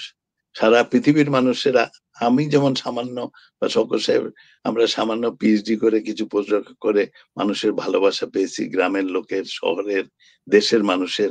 বলছে সারা জীবন তোমাদেরকে আদর করেছি, ফ্যামিলি আদর করেছে, পাড়াপড়শি আদর করেছে, দেশ আদর করেছে। There is a time that comes to return all this ভালোবাসা। আমাদের সেই সময় এসছে, আমাদের সবাইকে ভাবতে হবে। ইউনূস সাহেবকে এই জন্যই মানুষ এত ভালোবাসে, এত ভালোবাসা যার। আপনারা মনে রাখবেন পতন শুরু হয় মাথা থেকে। হাসিনার সরকারের পতন শুরু হয়েছে একদম হাসিনা থেকে, একদম রন্ধ্রে রন্ধ্রে ঢুকে গেছে। কিন্তু ভালো মানুষ যখন দাঁড়াবেন দেখবেন সব মানুষ ভালো মানুষের দিকে, সূর্যের দিকে তাকিয়ে আছে। আমরা একটা নতুন দিগন্তের আশায় আছি। এত ব্যস্ততার মাঝে সময় দেওয়ার জন্য অসম্ভব ধন্যবাদ দুজনকে। আপনি জানি আজকে স্যারের আপনিও অতিথি এক জায়গায় প্রধান অতিথি প্রমাণায়, আপনিও ডক্টর শওকত আলী সম্মানে ফোন পাচ্ছে, টক শোতে আপনি ঢুকবেন। God bless both of you guys. দর্শক, আমরা আজকে এখানে শেষ করছি, আবারও আগামী সপ্তাহে দেখা হবে। আল্লাহ হাফেজ। ধন্যবাদ। Thank you. খুদা হাফেজ। আসসালামু আলাইকুম। Many thanks, Hasnat bhai. Nice to meet you. Come to Washington. Inshallah. চলে আসুন। দেখি এখানেও অনেক ঝামেলা।